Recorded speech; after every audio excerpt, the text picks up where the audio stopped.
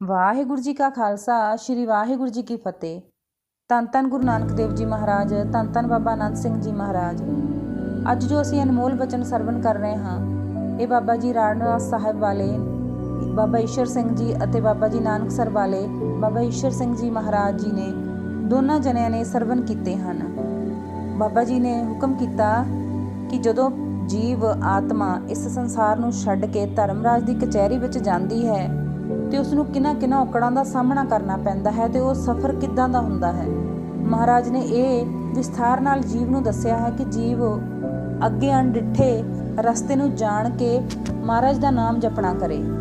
ਜਿਹੜੇ ਮਨੁੱਖ ਪਾਪੀ ਤੇ ਨਾਸਤਕ ਹੁੰਦੇ ਹਨ, ਉਹਨਾਂ ਨੂੰ ਧਰਮਰਾਜ ਚੰਗੀ ਤਰ੍ਹਾਂ ਜਾਣਦਾ ਹੈ, ਫਿਰ ਵੀ ਉਹ ਚਿੱਤਰਗੁਪਤ ਪਾਸੋਂ ਪੁੱਛਦਾ ਹੈ। ਚਿੱਤਰਗੁਪਤ ਸਰਵਣ ਨੂੰ ਪੁੱਛਦਾ ਹੈ। ਸਰਵਣ ਬ੍ਰਹਮਾ ਦੇ ਪੁੱਤਰ ਹਨ। ਉਹਨਾਂ ਨੂੰ ਦੂਰ ਤੋਂ ਸੁਣਨ ਦਾ ਗਿਆਨ ਹੁੰਦਾ ਹੈ ਅਤੇ ਦੂਰ ਤੋਂ ਦੇਖਣ ਦੀ ਸ਼ਕਤੀ ਹੁੰਦੀ ਹੈ। ਉਹਨਾਂ ਦੀਆਂ ਇਸਤਰੀਆਂ ਵੀ ਗੁਪਤ ਤੋਂ ਗੁਪਤ ਅਤੇ ਪ੍ਰਗਟ ਤੋਂ ਪ੍ਰਗਟ ਕਰਮਾਂ ਨੂੰ ਜਾਣਦੀਆਂ ਹਨ। ਹਰ ਪ੍ਰਾਣੀ ਦੇ ਕਰਮਾਂ ਬਾਰੇ ਚਿੱਤਰਗੁਪਤ ਨੂੰ ਦੱਸਦੀਆਂ ਹਨ। ਉਹਨਾਂ ਵਿੱਚ ਐਸੀ ਸ਼ਕਤੀ ਹੈ, ਗੁਪਤ ਤੋਂ ਗੁਪਤ ਕਰਮ ਉਹਨਾਂ ਤੋਂ ਛੁਪ ਨਹੀਂ ਸਕਦੇ। ਸੂਰਜ, ਚੰਦਰਮਾ, ਪਵਨ, ਅਗਨੀ, ਆਕਾਸ਼, ਪ੍ਰਿਥਵੀ, ਜਲ, ਹਿਰਦੈ, ਜਮ, ਦਿਨ ਰਾਤ, ਇਹ ਸਭ ਆਦਮੀ ਦੇ ਸਭ ਹਾਲਾਤਾਂ ਨੂੰ ਜਾਣਦੇ ਹਨ। ਪਾਪੀ ਪ੍ਰਾਣੀ ਨੂੰ ਮਰਨ ਵੇਲੇ ਜਮਦੂਤ ਭਿਆਨਕ ਰੂਪ ਵਿੱਚ ਦਿਸਦੇ ਹਨ। ਜਮਦੂਤ ਹੱਥਾਂ ਵਿੱਚ ਡੰਡੇ ਲੈ ਕੇ ਘੇਰਦੇ ਹਨ। ਵੱਡੇ ਸਰੀਰ ਵਾਲੇ ਭਿਆਨਕ ਰੂਪ ਵਿੱਚ ਦਿਸਦੇ ਹਨ। ਚਾਹੇ ਕੋਈ ਮੂਰਖ ਹੋਵੇ, ਚਾਹੇ ਪੰਡਿਤ ਜਾਂ ਗਰੀਬ ਜਾਂ ਧਨਵਾਨ ਹੋਵੇ, ਸਭ ਨਾਲ ਇੱਕੋ ਵਰਤਾਵ ਕਰਦੇ ਹਨ। ਬਿਰਧ ਹੋ ਜਾਣ ਦੇ ਕਾਰਨ ਪੇਟ ਦੀ ਅਗਨੀ ਮੰਦ ਹੋ ਜਾਂਦੀ ਹੈ, ਖਾਣਾ ਵੀ ਘੱਟ ਹੋ ਜਾਂਦਾ ਹੈ, ਤੁਰਨ ਫਿਰਨ ਦੀ ਤਾਕਤ ਵੀ ਨਹੀਂ ਰਹਿੰਦੀ। ਕਫ ਨਾਲ ਜਦੋਂ ਨਾੜੀਆਂ ਰੁਕ ਜਾਂਦੀਆਂ ਹਨ, ਪ੍ਰਾਣੀ ਸਰੀਰ ਵਿੱਚੋਂ ਨਿਕਲਣਾ ਚਾਹੁੰਦਾ ਹੈ। ਪ੍ਰਾਣੀ ਦੀਆਂ ਅੱਖਾਂ ਟੱਡੀਆਂ ਜਾਂਦੀਆਂ ਹਨ। ਕਾਲ ਦੀ ਫਾਹੀ ਵਿੱਚ ਫਸਿਆ ਕੁਝ ਬੋਲ ਵੀ ਨਹੀਂ ਸਕਦਾ। ਸਭ ਇੰਦਰੀਆਂ ਸਿਥਲ ਹੋ ਜਾਣ ਕਰਕੇ ਉਸ ਦੀ ਚੇਤਨਾ ਨਸ਼ਟ ਹੋ ਜਾਂਦੀ ਹੈ। ਉਸ ਵੇਲੇ ਇਸ ਦਾ ਇੱਕ ਇੱਕ ਪਲ ਜੁਗਾਂ ਵਾਂਗੂ ਬੀਤਦਾ ਹੈ ਅਤੇ ਸੈਂਕੜੇ ਵਿਸ਼ੂਆਂ ਦੇ ਡੰਗਣ ਜਿੰਨੀ ਪੀੜ ਹੁੰਦੀ ਹੈ। ਉਸ ਵੇਲੇ ਪ੍ਰਾਣੀ ਦੇ ਮੂੰਹ ਵਿੱਚੋਂ ਝੱਗ ਨਿਕਲਣ ਲੱਗ ਜਾਂਦੀ ਹੈ। ਉਸ ਵੇਲੇ ਖਿੱਚਵੇਂ ਸਾਹ ਲੈਂਦਾ ਹੈ, ਜਿਸ ਨੂੰ ਅਸੀਂ ਕੰਡ ਵੱਜਣਾ ਵੀ ਕਹਿੰਦੇ ਹਨ। ਉਸ ਵੇਲੇ ਪਾਪੀਆਂ ਦੇ ਪ੍ਰਾਣ ਗੁਰਦਾ ਜਾਂ ਮੂਤਲਵਾਰੀ ਜਗ੍ਹਾ ਰਾਹੀਂ ਨਿਕਲਦੇ ਹਨ। ਉਸ ਵੇਲੇ ਦੇ ਭਿਆਨਕ ਰੂਪ ਵਾਲੇ ਜਮਦੂਤ, ਜਿਨ੍ਹਾਂ ਦੇ ਹੱਥ ਵਿੱਚ ਲੋਹੇ ਦੇ ਡੰਡੇ ਫੜੇ ਹੁੰਦੇ ਹਨ, ਜਿਨ੍ਹਾਂ ਦੇ ਲੰਬੇ ਬਾਲ ਉੱਪਰ ਨੂੰ ਖੜੇ ਹੁੰਦੇ ਹਨ, ਨੰਗੇ ਸਰੀਰ, ਹੱਥਾਂ ਵਿੱਚ ਫਾਹੀਆਂ ਫੜੀਆਂ ਹੁੰਦੀਆਂ ਹਨ, ਕਾਲੇ ਰੰਗ ਵਾਲੇ ਦੰਦ ਪੀਚਦੇ ਹੋਏ, ਟੇਢੇ ਮੂੰਹ ਵਾਲੇ, ਵੱਡੇ ਨੋਹਾਂ ਵਾਲੇ, ਜਿਨ੍ਹਾਂ ਤੋਂ ਉਹ ਸ਼ਾਸਤਰ ਦਾ ਕੰਮ ਵੀ ਲੈਂਦੇ ਹਨ, ਆ ਕੇ ਸਿਰ ਉੱਪਰ ਖੜ ਜਾਂਦੇ ਹਨ। ਉਹਨਾਂ ਜਮਦੂਤਾਂ ਨੂੰ ਦੇਖ ਕੇ ਪ੍ਰਾਣੀ ਆਪਣੀ ਅੰਦਰੂਨੀ ਕਿਰਿਆ ਵਿੱਚ ਹੀ ਕਰ ਦਿੰਦਾ ਹੈ। ਇਸ ਤਰ੍ਹਾਂ ਆਦਮੀ ਤੋਂ ਇਹ ਮਿੱਟੀ ਦਾ ਸਰੀਰ ਖੁੱਸ ਜਾਂਦਾ ਹੈ। ਅੰਦਰਲੀ ਜੀਵ ਆਤਮਾ ਨੂੰ ਫੜ ਕੇ ਬੰਨ੍ਹ ਕੇ ਲੈ ਜਾਂਦੇ ਹਨ। ਬੜੇ ਜ਼ੋਰ ਨਾਲ ਧੂ ਕੇ ਲੈ ਕੇ ਜਾਂਦੇ ਹਨ। ਉਸ ਵੇਲੇ ਅੰਨ ਪਾਣੀ ਸਦਾ ਲਈ ਖਤਮ ਹੋ ਜਾਂਦਾ ਹੈ। ਰਸ, ਕਸ, ਸੁੱਖ, ਕੂਲਰ, ਏਸੀ, ਠੰਡੀ ਹਵਾ ਕਰਨ ਵਾਲਾ, ਜਿਨ੍ਹਾਂ ਤੋਂ ਬਿਨਾਂ ਇੱਕ ਮਿੰਟ ਵੀ ਸਰਦਾ ਨਹੀਂ ਸੀ, ਹੁਣ ਸਭ ਕੁਛ, ਰੰਗੀਲੀ ਦੁਨੀਆ, ਐਸ਼ੋ ਇਸ਼ਰਤ, ਸਭ ਭੈਣ ਭਾਈ, ਭਾਈਚਾਰਾ ਵਗੈਰਾ, ਜਿਸ ਦੀ ਬਾਬਤ ਕਿਹਾ ਹੈ, ਪਿੱਛੇ ਰਹਿ ਜਾਂਦਾ ਹੈ। ਅਕੇਲਾ ਆਇਆ, ਅਕੇਲਾ ਚਲਾਇਆ, ਚਲਤੇ ਵਕਤ ਕੋਈ ਕਾਮ ਨਾ ਆਇਆ। ਪ੍ਰਾਣੀ ਰੂਪੀ ਹਵਾ ਦੀ ਗੱਠ, ਜੋ ਸਵਾਸ ਬਾਹਰ ਆਉਂਦਾ ਹੈ ਅਤੇ ਇੱਕ ਫਿਰ ਸਵਾਸ ਅੰਦਰ ਜਾਂਦਾ ਹੈ, ਉਸ ਦੀ ਗੱਠ ਖੁੱਲ੍ਹ ਜਾਂਦੀ ਹੈ। ਜੀਵ ਆਤਮਾ ਨੂੰ, ਇਹਨਾਂ ਜੀਵਾਂ ਨੂੰ ਪਤਾ ਹੋਣਾ ਚਾਹੀਦਾ ਹੈ ਕਿ ਜਦੋਂ ਅਕਾਲ ਪੁਰਖ ਨੇ ਇਸ ਮਿੱਟੀ ਰੂਪੀ ਦੇਹ ਦੇ ਵਿੱਚ ਆਤਮਾ ਦਾ ਪ੍ਰਵੇਸ਼ ਕੀਤਾ ਸੀ, ਤਾਂ ਸਾਡੇ ਪੈਰ ਦੇ ਗੂਠੇ ਵਿੱਚ ਉਹ ਆਤਮਾ ਨੂੰ ਬੰਨ੍ਹਿਆ ਸੀ। ਜਦੋਂ ਉਹ ਗੱਠ ਪੈਰ ਦੇ ਗੂਠੇ ਤੋਂ ਖੁੱਲ੍ਹ ਜਾਂਦੀ ਹੈ ਤਾਂ ਆਤਮਾ ਸਰੀਰ ਤੋਂ ਵੱਖ ਹੋ ਜਾਂਦੀ ਹੈ, ਕਿਉਂਕਿ ਆਤਮਾ ਮਰਦੀ ਨਹੀਂ, ਸਰੀਰ ਮਰਦਾ ਹੈ। ਖੁੱਲੀ ਗੱਠ, ਉੱਠਿਓ ਲਿਖਿਓ ਆਏ ਰਾਮ, ਰਸ ਕਸ ਸੁਖ ਠਾਕੇ ਬੰਦ ਚਲਾਇਆ ਰਾਮ। ਪ੍ਰਾਣਾਂ ਦੀ ਗੱਠ ਖੁੱਲ੍ਹ ਜਾਣ ਪਿੱਛੋਂ ਜਮਦੂਤ ਮਾਰਦੇ ਕੁੱਟਦੇ ਉਸ ਰਸਤੇ ਲੈ ਤੁਰਦੇ ਹਨ, ਜੋ ਧਰਤੀ ਤੋਂ ਲੈ ਕੇ ਧਰਮਰਾਜ ਦੀ ਕਚਹਿਰੀ 86,000 ਯੋਜਨ ਲੰਬਾ ਪੈਂਡਾ ਹੈ, ਜੋ 3,44,000 ਹੈ। ਅਤੇ ਜਮਦੂਤ ਕਹਿੰਦੇ ਹਨ, ਹੇ ਪਾਪੀ ਮਨੁੱਖ, ਤੂੰ ਆਪਣੇ ਕੀਤੇ ਕਰਿਆਂ ਦਾ ਹੁਣ ਫਲ ਭੋਗਣ ਲਈ ਤਿਆਰ ਹੋ ਜਾ। ਘਰਦਿਆਂ ਦਾ ਰੋਣਾ ਪਿੱਟਣਾ ਤੇ ਜਮਦੂਤਾਂ ਦੀਆਂ ਧਮਕੀਆਂ ਨਾਲ ਇਸ ਦਾ ਹਿਰਦਾ ਪਾਟ ਜਾਂਦਾ ਹੈ, ਕੰਬਣ ਲੱਗ ਜਾਂਦਾ ਹੈ।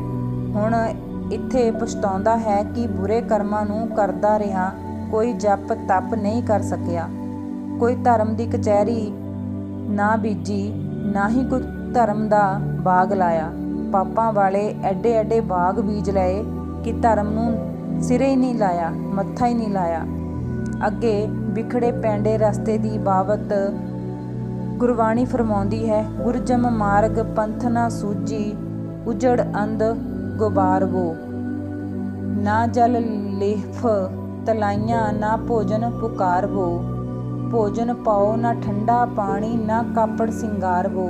ਭਾਵ ਕਿ ਜਿਸ ਰਸਤੇ ਪ੍ਰਾਣੀ ਨੂੰ ਜਮ ਲੈ ਕੇ ਜਾਂਦੇ ਹਨ ਉਹ ਡਰਾਉਣਾ ਅੰਧੇਰਾਂ ਵਾਲਾ ਹੈ। ਨਾ ਉਸ ਵਿੱਚ ਪਾਣੀ ਪੀਣ ਨੂੰ ਮਿਲਦਾ ਹੈ, ਨਾ ਤਰ੍ਹਾਂ ਤਰ੍ਹਾਂ ਦਾ ਅੰਨ ਭੋਜਨ ਮਿਲਦਾ ਹੈ। ਭੋਜਨ ਨਾ ਕੋਈ ਪ੍ਰੇਮ ਨਾਲ ਖਵਾਉਣ ਵਾਲਾ ਹੈ, ਨਾ ਠੰਡਾ ਪਾਣੀ ਮਿਲਦਾ ਹੈ, ਨਾ ਤਰ੍ਹਾਂ ਤਰ੍ਹਾਂ ਦੇ ਗਰਮੀ ਧਰਤੀ ਤੋਂ ਬਚਣ ਲਈ ਕੱਪੜੇ ਮਿਲਦੇ ਹਨ। ਗਲਾਂ ਵਿੱਚ ਸੰਗਲ ਪਾ ਕੇ ਉੱਪਰੋਂ ਸਿਰ 'ਤੇ ਮਾਰ ਪੈਂਦੀ ਹੈ। ਨਾ ਉੱਥੇ ਪਿਛਲਾ ਘਰ-ਬਾਰ ਭੈਣ ਭਾਈ ਦਿਸਦੇ ਹਨ। ਵਾਰ-ਵਾਰ ਪਛਤਾ ਰਿਹਾ ਹੈ, ਕਿਉਂ ਇਸ ਰਸਤੇ 'ਤੇ ਆਉਣਾ ਕੀਤਾ।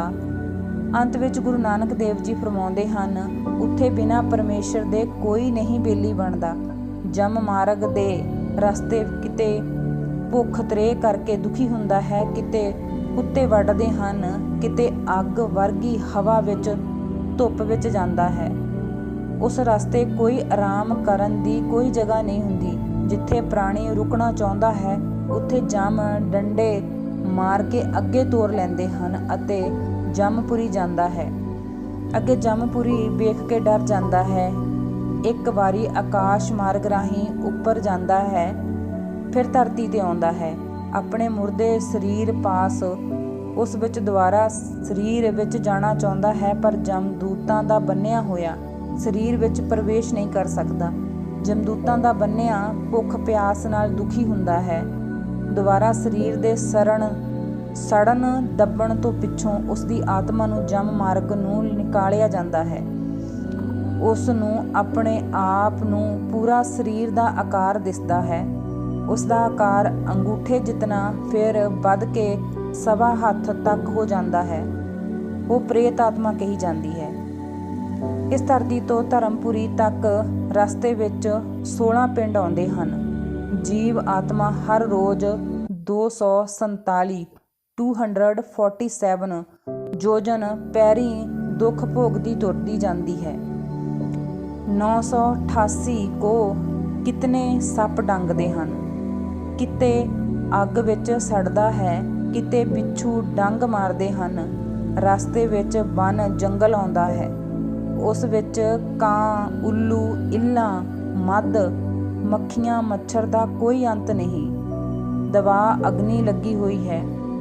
ਤਲਵਾਰ ਵਰਗੇ ਤਿੱਖੀ ਧਾਰ ਵਾਲੇ ਪੱਥਰਾਂ ਨਾਲ ਪਾਪੀ ਮੁਰਸ਼ਾਂਦੇ ਸਰੀਰ ਛਾਨਣੀ ਹੋ ਜਾਂਦਾ ਹੈ।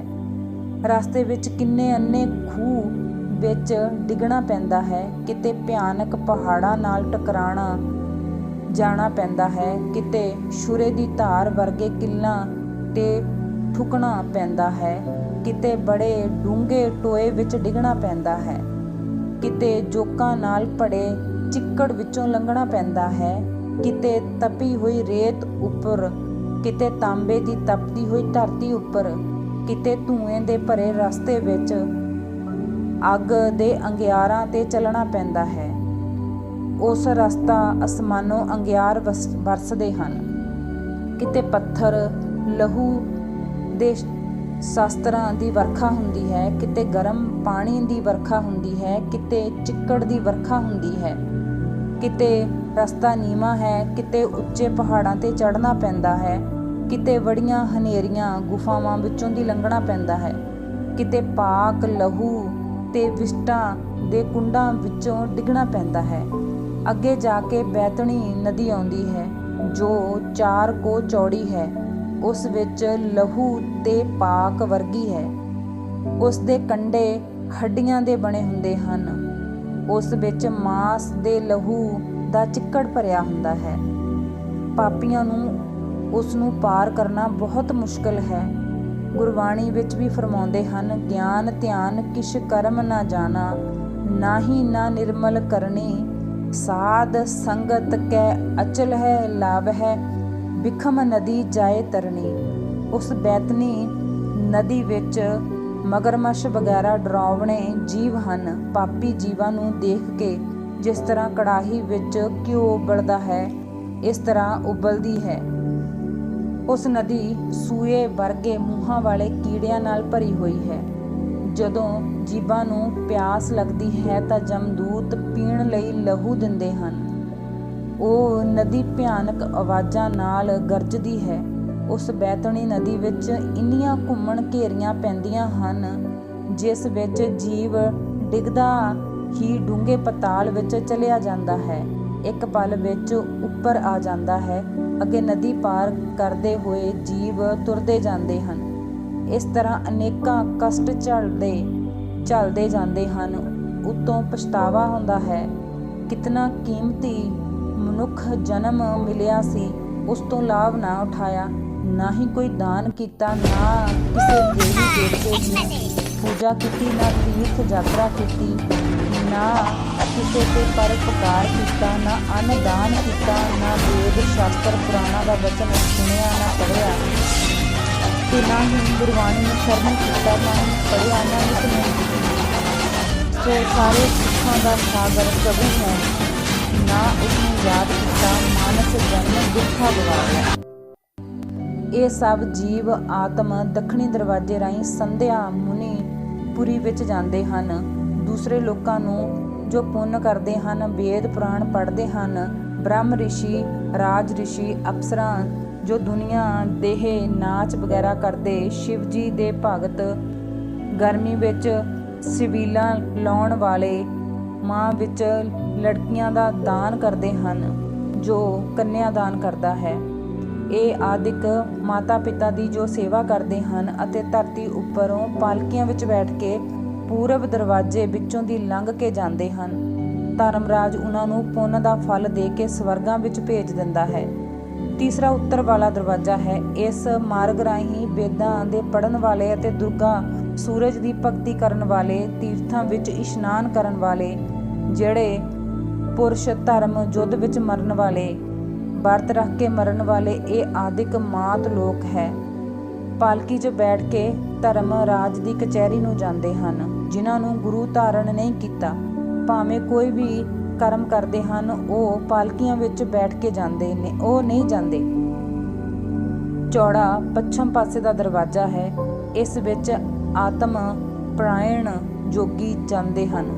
ਭਗਤੀ ਕਰਨ ਵਾਲੇ, ਸ਼ਾਸਤਰਾਂ ਦੀ ਵਿਚਾਰ ਕਰਨ ਵਾਲੇ, ਪਰਾਈ ਇਸਤਰੀ, ਪਰਾਈ ਹਿੰਸਾ, ਪਰਾਈ ਨਿੰਦਿਆ, ਪਰਾਇਆ ਧਨ ਤੋਂ ਦੂਰ ਰਹਿਣ ਵਾਲੇ, ਵਿਸ਼ਨੂੰ ਭਗਤ ਦੇ, ਬ੍ਰਹਮਾ ਜੀ ਦੇ ਭਗਤ, ਗਾਇਤਰੀ ਦਾ ਪਾਠ ਕਰਨ ਵਾਲੇ, ਸਤ ਸੰਤੋਖ, ਦਇਆ ਧਰਮ ਧੀਰਜ ਵਾਲੇ, ਸਭ ਇਸ ਦਰਵਾਜ਼ੇ ਰਾਹੀਂ ਜਾਂਦੇ ਹਨ। ਅੱਗੇ ਵੱਡੇ ਵੱਡੇ ਸੁੰਦਰ ਵਿਮਾਨਾਂ ਵਿੱਚ ਮਾਤ ਲੋਕ ਤੋਂ ਪਰਮੇਸ਼ਰ ਦੇ ਪਿਆਰੇ ਧਰਮਰਾਜ ਪਾਸ ਜਾਂਦੇ ਹਨ। ਧਰਮਰਾਜ ਉਹਨਾਂ ਦਾ ਸਵਾਗਤ ਤੇ ਨਮਸਕਾਰ ਕਰਦਾ ਹੈ, ਸਤਿਕਾਰ ਕਰਦਾ ਹੈ, ਜੀ ਆਇਆਂ ਆਖਦਾ ਹੈ। ਪਾਪੀ ਅਤੇ ਪੁੰਨੀ ਲੋਕਾਂ ਦਾ, ਜਿਨ੍ਹਾਂ ਨੇ ਗੁਰੂ ਧਾਰਨ ਨਹੀਂ ਕੀਤਾ ਹੁੰਦਾ, ਉਹਨਾਂ ਨੂੰ ਜਮ ਲੋਕ ਦੇ ਰਸਤੇ ਜਾਂਦਿਆਂ ਜਾਂਦਿਆਂ 1 ਸਾਲ ਦਾ ਸਮਾਂ ਲੱਗ ਜਾਂਦਾ ਹੈ। ਫਿਰ ਸਾਰੇ ਨਰਕ ਭੋਗਣੇ ਪੈਂਦੇ ਹਨ। ਫਿਰ ਅੱਗੇ ਸਭ ਟੇਢੀਆਂ ਜੂਨਾਂ ਭੁਗਤ ਕੇ ਫਿਰ ਕਿਤੇ ਜਾ ਕੇ ਮਾਨਸ ਜਨਮ ਪ੍ਰਾਪਤ ਹੁੰਦਾ ਹੈ। ਜਾਂ ਕੋਈ ਬ੍ਰਹਮ ਗਿਆਨੀ, ਸੰਤ, ਫਕੀਰ, ਮਹਾਂਪੁਰਸ਼ ਕਿਸੇ ਦਰਖਤ ਦੀ ਛਾਵੇਂ ਬੈਠੇ, ਜਾਂ ਕੋਈ ਫਲ ਫਰੂਟ, ਸਬਜ਼ੀ, ਕਣਕ, ਅਨਾਜ ਖਾਂਦਾ ਹੈ, ਜੇਤੇ ਦਾਣੇ ਅੰਨ ਕੇ ਜੀਆਂ ਬਾਜ ਨਾ ਕੋਏ। ਕਿਉਂਕਿ ਦਰਖਤ, ਫਲ, ਅੰਨ ਵਗੈਰਾ ਸਭ ਜੀਵ ਹਨ। ਉਹਨਾਂ ਮਹਾਂਪੁਰਸ਼ਾਂ ਦੇ ਭੋਜਨ ਦੇ ਸਦਕਾ ਉਹਨਾਂ ਨੂੰ ਮਾਨਸ ਜਨਮ ਵਿਚਕਾਰ ਹੀ ਪ੍ਰਾਪਤ ਹੋ ਜਾਂਦਾ ਹੈ ਅਤੇ ਬਹੁ ਗਿਆਨੀ ਸੰਤ, ਮਹਾਂਪੁਰਸ਼, ਫਕੀਰ ਆਦਿਕ ਹਨ। ਉਹਨਾਂ 'ਤੇ ਧਰਮ ਰਾਜ ਦਾ ਕੋਈ ਵੀ ਕਾਨੂੰਨ ਲਾਗੂ ਨਹੀਂ ਹੁੰਦਾ। ਉਹਨਾਂ ਦਾ ਪੂਰਾ ਸਤਿਕਾਰ ਉਹਨਾਂ ਦੇ ਮਨੁੱਖ ਤਨ ਵਿੱਚ ਹੀ ਉਹਨਾਂ ਦਾ ਲੇਖਾ ਪਾੜ ਦਿੰਦਾ ਹੈ। ਉਹ ਸਿੱਧੇ ਸੱਚਖੰਡ ਨੂੰ ਜਾਂਦੇ ਹਨ। ਧਰਮਰਾਜ ਪਾਸ ਲੇਖਾ ਦੇਣ ਨਹੀਂ ਜਾਂਦੇ। ਧਰਮ ਰਾਏ ਦਰ ਕਾਗਜ਼ ਫਾਰੇ ਜਨ ਨਾਨਕ ਲੇਖਾ ਸਮਝੇ। ਕਿਤਨੇ ਹੀ ਲੋਕਾਂ ਦਾ ਐਸੇ ਵਿਚਾਰ ਹਨ, ਇੱਥੇ ਹੀ ਸਵਰਗ ਹੈ ਤੇ ਇੱਥੇ ਹੀ ਨਰਕ ਹੈ। ਜਿਸ ਕਿਸੇ ਇਨਸਾਨ ਦੀ ਜਦੋਂ ਮੌਤ ਹੋ ਜਾਂਦੀ ਹੈ, ਉਹ ਕਿਹੜੀ ਦੁਬਾਰੇ ਸੰਤਾਰੇ ਆ ਕੇ ਦੱਸਦਾ ਹੈ ਆਣ ਕੇ ਕੀ ਨਰਕ ਸਵਰਗ ਹੈ ਜਾਂ ਹੈ ਕੀ ਕੁਝ ਨਹੀਂ।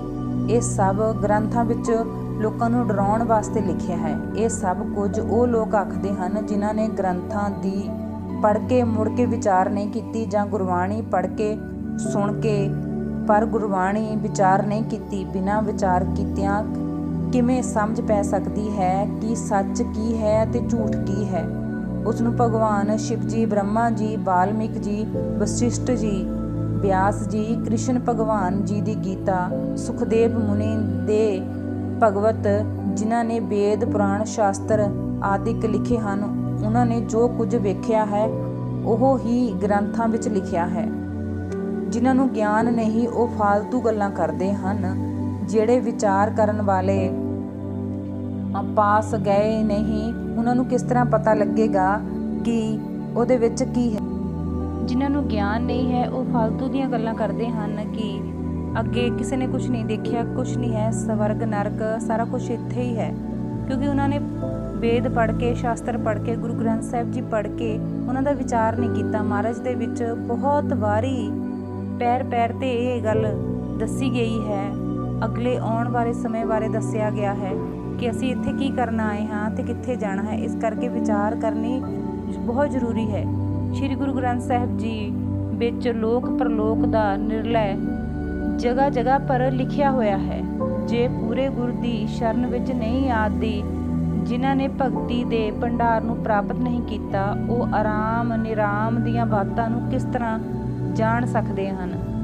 ਜਿਨ੍ਹਾਂ ਨੇ ਨਾਮ ਅੰਮ੍ਰਿਤ ਪੀ ਕੇ ਆਪਣੇ ਆਪ ਨੂੰ ਅਮਰ ਨਹੀਂ ਕੀਤਾ, ਜਿਉਂਦੇ ਸਰੀਰ ਅੰਦਰ ਆਪਣੇ ਇਸ਼ਟ ਦੇਵ ਦੇ ਦਰਸ਼ਨ ਨਹੀਂ ਕੀਤੇ, ਪੂਰਾ ਸਤਿਗੁਰ ਆਪਣੇ ਸੇਵਕਾਂ ਦਾ ਜੋ ਧਰਮਰਾਜ ਪਾਸ ਲੇਖਾ ਲਿਖਿਆ ਹੁੰਦਾ ਹੈ ਉਹ ਆਪ ਪਾੜ ਦਿੰਦਾ ਹੈ, ਤਾਂ ਉਹਨਾਂ ਨੇ ਉਸ ਪਰਮਾਤਮਾ ਦੇ ਦਰਸ਼ਨ ਨਹੀਂ ਕੀਤੇ ਤਾਂ ਕੀ ਕੀਤਾ। ਪਰ ਇਹ ਅਟਲ ਗੱਲ ਹੈ ਕਿ ਜਿਸ ਤਰ੍ਹਾਂ ਜਦੋਂ ਜੀਵ ਇਸ ਦੁਨੀਆ ਤੇ ਆਉਂਦਾ ਹੈ, ਉਸ ਦੇ ਮੱਥੇ ਤੇ ਉਸ ਦੀ ਜਾਣ ਦੀ ਤਰੀਕ ਲਿਖ ਦਿੱਤੀ ਜਾਂਦੀ ਹੈ। ਇਸੇ ਤਰ੍ਹਾਂ ਸਿਰਫ ਨਾਮ ਭਜਨ ਕਰਨ ਵਾਲੇ ਹੀ ਇਸ ਪਾਪੀ ਰੂਪੀ ਰਸਤੇ ਵਿੱਚੋਂ ਨਹੀਂ ਜਾਣਗੇ। ਜਿਹੜੇ ਪਾਪ ਕਰਨਗੇ ਉਹ ਇਸੇ ਹੀ ਰਸਤੇ ਵਿੱਚ ਜਾਣਗੇ, ਅਟਲ ਵਿਸ਼ਵਾਸ ਹੈ। ਤੇ ਜਿਹੜੇ ਨਾਮ ਦਾ ਅੰਮ੍ਰਿਤ ਪੀਣਗੇ ਉਹਨਾਂ ਨੂੰ ਮਹਾਰਾਜ ਆਪ ਆ ਕੇ ਲੈ ਕੇ ਜਾਏਗਾ ਤੇ ਧਰਮਰਾਜ ਕੋਲ ਉਹਨਾਂ ਦੀ ਜਾਣ ਦੀ ਕੋਈ ਜ਼ਰੂਰਤ ਨਹੀਂ। ਉਹਨਾਂ ਦਾ ਲੇਖਾ ਗੁਰੂ ਆਪ ਸਮਝੇਗਾ। ਇਸ ਕਰਕੇ ਬਾਣੀ ਪੜ੍ਹਨੀ ਬਹੁਤ ਜ਼ਰੂਰੀ ਹੈ। ਸਮਾਂ ਬਾਣੀ ਜ਼ਰੂਰ ਪੜ੍ਹਿਆ ਕਰੋ। ਮਹਾਰਾਜ ਆਪ ਜੀ ਦਾ ਸਭ ਦਾ ਭਲਾ ਕਰਨਗੇ। ਵਾਹਿਗੁਰੂ ਜੀ ਕਾ ਖਾਲਸਾ, ਸ਼੍ਰੀ ਵਾਹਿਗੁਰੂ ਜੀ ਕੀ ਫਤਿਹ।